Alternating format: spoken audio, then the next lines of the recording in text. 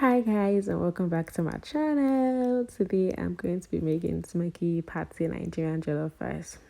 I can still smell this jollof rice and taste it in my mouth.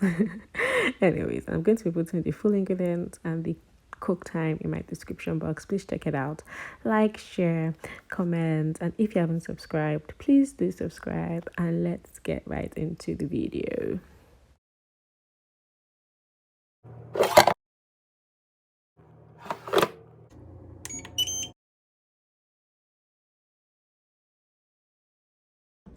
The caramelized pepper is going to give your jollof rice the smoky effect that you want it to have.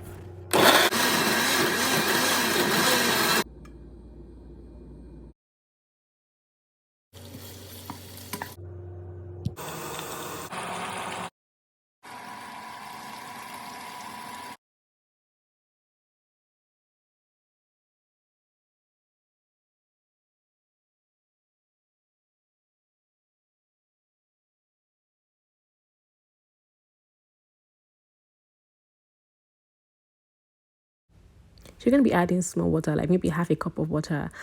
Trust me guys, the secret to cooking jollof rice is not plenty water, but it is steam, guys. Steam, not plenty water.